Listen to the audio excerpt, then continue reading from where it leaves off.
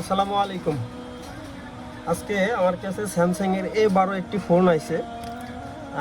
দেখেন ফোনটি অলরেডি খুলে রাখছি, ওপেন অবস্থায় আছে। আর এর ইএমএমসিটি এখানে নাই, মিসিং। আমরা দেখেন এই যে ইএমএমসি আইসিটি এখানে টেপ দিয়ে লাগাই দিছে। সে ইএমএমসি আইসি রিভল করতে যায় মাদারবোর্ড ফুলায় ফেলছে।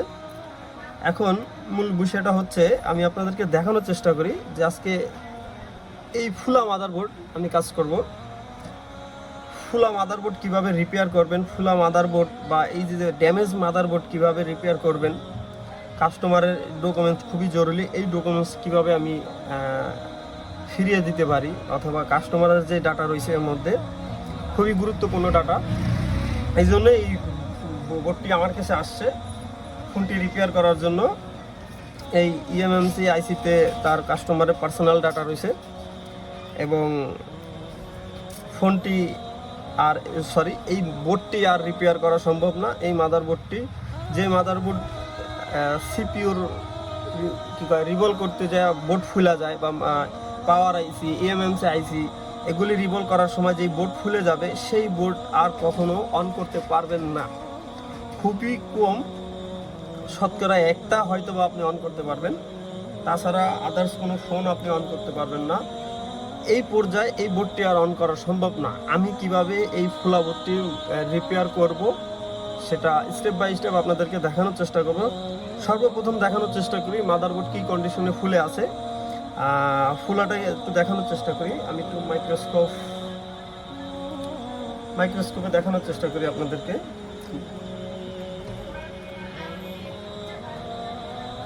দেখেন আমার বোর্ডটি এই জায়গাটা বরাবর বেশি ফুলে আছে।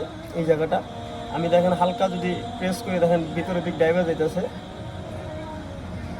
মানে আপ ডাউন করতেছে। আমি একটু ভালো করে ক্লিয়ার করে দেখানোর চেষ্টা করি একটু।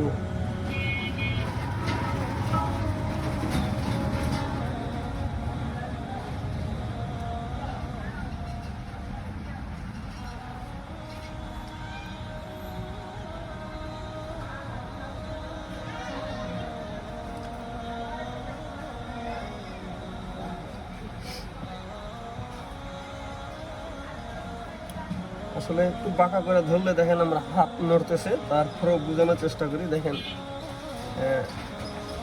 মাদারবোর্ডটি কীভাবে ডাইভা যাইতেছে। একটু ক্লিয়ারভাবে দেখাইতে পারতেছি না, যাই হোক আমি বেশি জুম করে দেখানোর চেষ্টা করি যে মাদারবোর্ডটা ডাবে কিনা। দেখতে পেলেন, বুঝতে পারছেন আশা করি। দেখেন আমার কি পরিমাণে মাদারবোর্ডটি ডাইভে যাইতেছে। আবার একটু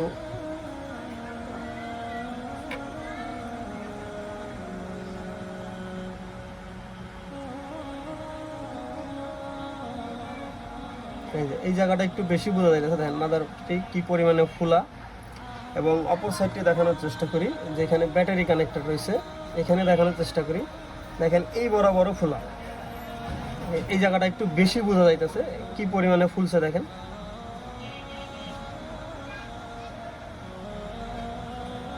দেখতে পেলেন, এই জায়গাটা একটু বেশি ফুলা।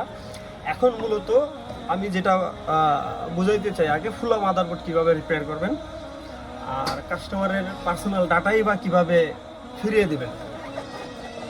ফুলা মাদারবোর্ড রিপেয়ার করা নিয়ে ইউটিউবে কোনো ভিডিও নাই। আমি আজকে স্টেপ বাই স্টেপ দেখানোর চেষ্টা করব। ফোনটি আমার কাছে বেশ কিছুদিন আগে আসছে। আমি এর বিকল্প সমাধান হিসেবে একটি বোর্ড খুঁজতেছিলাম, যা সেই বোর্ডটি ইতিমধ্যে আমি পেয়ে গেছি। এই বোর্ডটি সেম বোর্ড এবং সেম ভার্সন। দেখেন আমি আপনাদেরকে একটু দেখানোর চেষ্টা করি। এটা স্যামসাংয়ের A12 A127F মডেল, এবং অপর সাইডে উপর আমি যেটা নিছি এটাও সেম A127F মডেল, সেম মডেলের একটি বোর্ড নিছি। এটা আমি চেক করে দেখছি। দেখেন এখানে আমার যে সিপিইউ আইসি আর ইএমএমসি আইসি দুটার একটাও নাই। এটার পাওয়ার সেকশনটি ওকে আছে।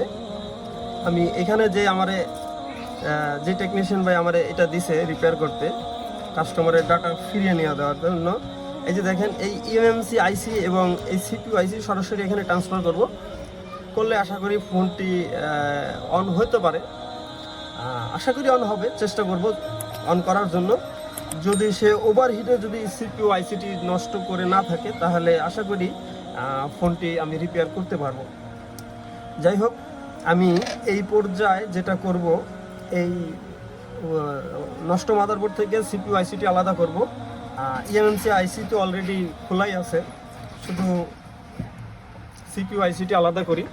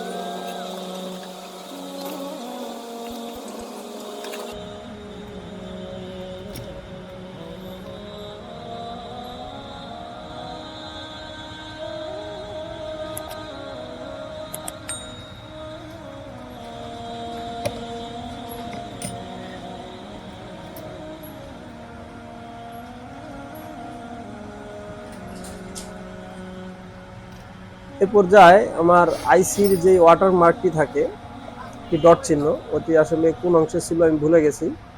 আমি বোর্ড নিয়ে ওপেন করে দেখার চেষ্টা করি। আমার ফোনটির মডেল হচ্ছে 127F।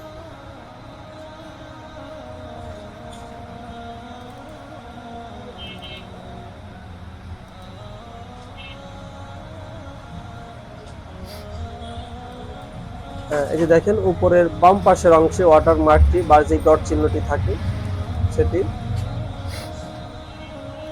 আরেকটা বিষয় বলে রাখি, আপনারা আইসি রিভলভ করার সময় অবশ্যই ওয়াটার মার্ক বা যে ডট চিহ্নটি থাকে এটি আগের থেকেই চিহ্নিত করে রাখবেন, নাহলে আসলে যদি ভুলবশত উল্টা লাগায় দেন আইসিটি, সেক্ষেত্রে আইসি ড্যামেজ হয়ে যেতে পারে।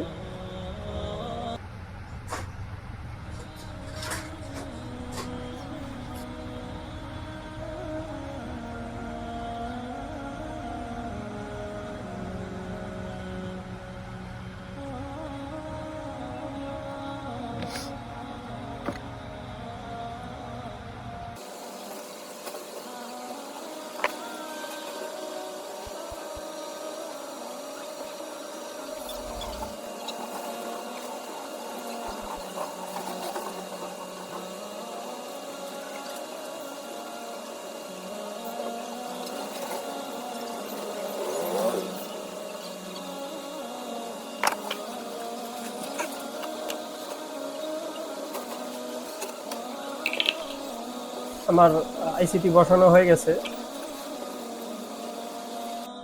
আমি এ পর্যায়ে পাওয়ার সাপ্লাই কানেক্ট করে দেখার চেষ্টা করব আমার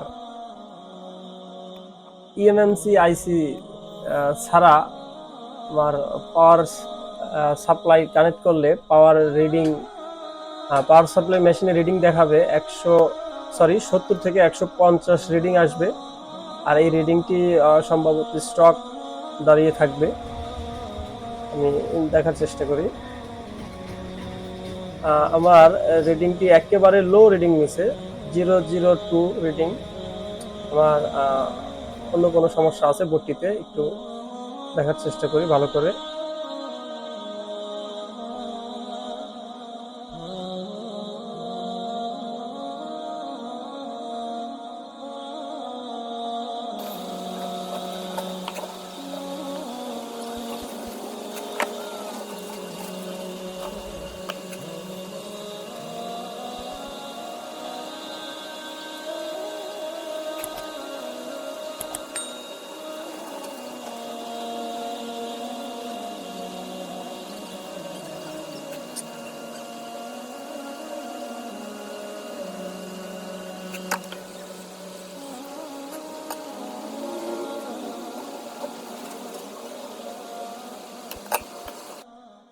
আমার বোর্ডটিতে ভিপিএস লাইন শর্ট ছিল, ছোট একটি ক্যাপাসিটার শর্ট ছিল। আমি ক্যাপাসিটার প্লাস কয়েল দুটি চেঞ্জ করে দিছি।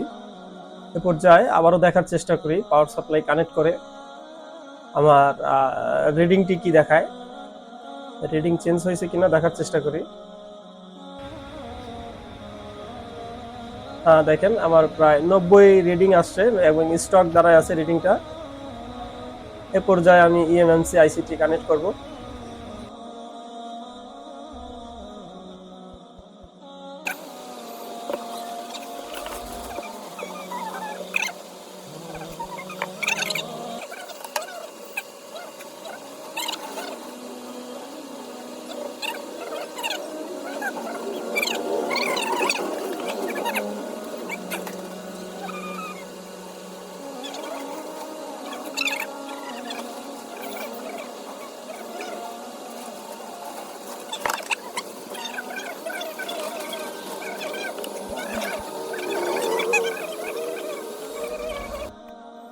আমি এ পর্যায়ে আবারও পাওয়ার সাপ্লাই কানেক্ট করে দেখার চেষ্টা করি যে ফোনটি অন হয় কিনা।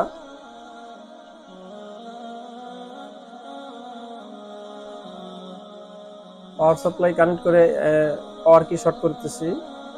হ্যাঁ, আমার ফোনটি মনে হচ্ছে অন হয়ে গেছে। এ পর্যায়ে আমি পুরো ফোনটি ফ্রেমে কানেক্ট করে দেখানোর চেষ্টা করব। তার আগে একটু দেখে নিই আমার ব্যাটারিতে চার্জ আছে কিনা।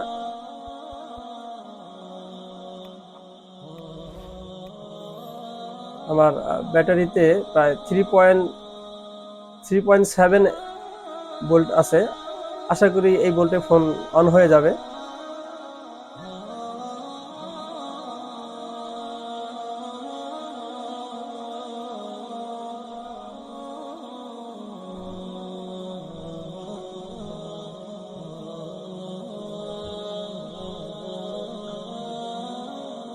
আলহামদুলিল্লাহ, আমার ফোনটি অন হয়ে গেছে।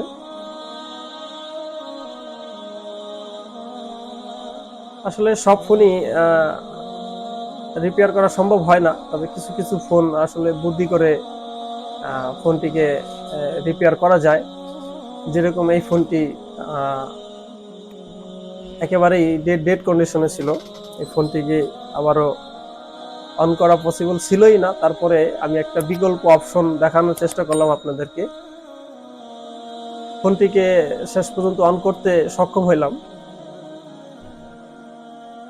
এবং আরো একটি কথা, সেটা হচ্ছে যে এখানে কাস্টমারের যে ডাটা রয়েছে, যার বা ডকুমেন্টস রয়েছে, সেগুলি কিন্তু অক্ষত রয়ে গেছে।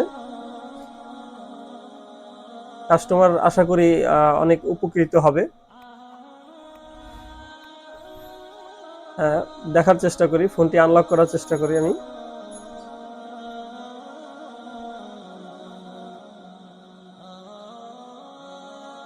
আবারও লক হয়ে গেছে, স্লিপ মোডে চলে গেছে।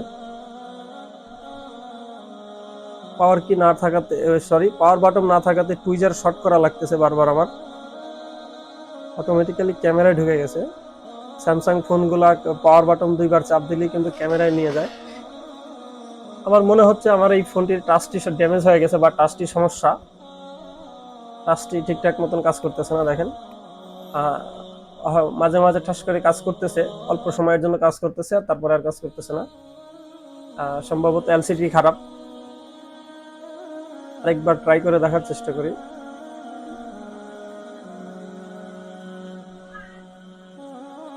হ্যাঁ, আমার আসলে টাচটি সমস্যা, এই ফোনের টাচটি ঠিকঠাক মতন কাজ করতেছে না, এক সাইড দিয়ে অল্প একটু কাজ করতেছে।